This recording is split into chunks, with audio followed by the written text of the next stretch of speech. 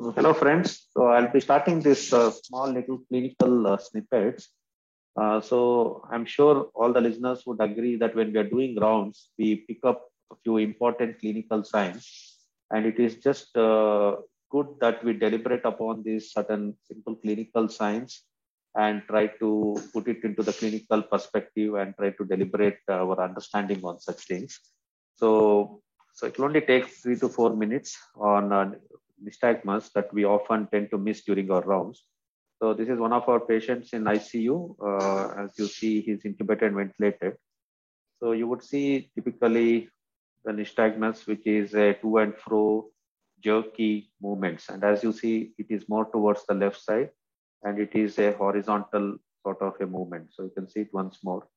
So this is the way one would look at. So you have to pull the eyebrows both above and see the whole movement of the eyeball. You see rapid jerky to and fro movement in the horizontal motion. So as you see that clinical signs, you need to relate with regards to what may be the possible cause. So I asked all my trainees whether he has any intracranial event involving certain parts. So when we ask that, so when there is an nystagmus, obviously you would want to know whether there is a lesion in the cerebellum or in the brainstem. So that is the question I asked my trainees. Obviously, they didn't have a good clarity that the cerebellar involvement or a brainstem would be something that would cause an nystagmus of that. So then we went back and saw the CT, and you would see the CT image of this gentleman, the massive IC bleed with the intraventricular extension on the axial veins, and you see there is a brainstem involvement there. And then another important thing I would wish to say, and there is a EVD drain, is to look at all the planes, so coronal sections, axial section, and the most importantly the sagittal section, because see, that is where you would see the cerebellar bleed. You would see there. So it's very important we look at all the fields so that we get a good clarity as to where the lesion is. So as you see here, so there is that cerebellar involvement there, if you see. So that is very important to recognize. See, there is a cerebellar involvement with the brainstem, which is causing the nystagmus. So it is important during rounds that we appreciate such signs and relate to them with regard to the possible underlying cause, either structural or non-structural causes that may be leading to this. So very quickly, so what is nystagmus? It's a rapid, repetitive to and fro movements of the eyeball. And here you have different types of nystagmus. So obviously this is just a brief clinical session, so it's not a neurological overview. So you have horizontal nystagmus, you have vertical nystagmus, and then you have a rotational nystagmus or torsional nystagmus, what we say. So the causes is something which we can put it in a broad categories. So we are not neurologists to get into the specific of citing the the where exactly the lesion is. The broad categories would be the nystagmus related to the inner ear.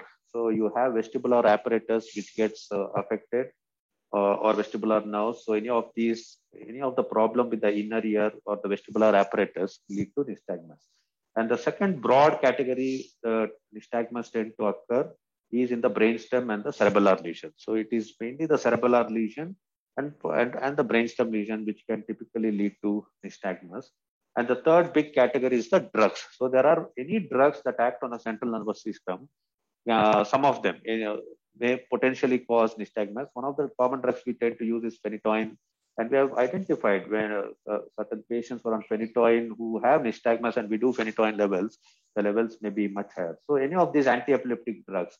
So you have acetazolamide is known to cause baclofen, barbiturates, benzodiazepines, carbamazepine, clonazepam, and even INH is known to cause valproate. And there are list of other drugs. I've just elucidated certain drugs that we tend to use in ICU. And alcohol also is known to cause nystagmus. So from ICU perspective, we wouldn't really want to know all the other remote causes. The main categories, the ear causes, the brainstem and the cerebellar causes, and the drugs causing. I think these would be the categories that one would be interested in ICU.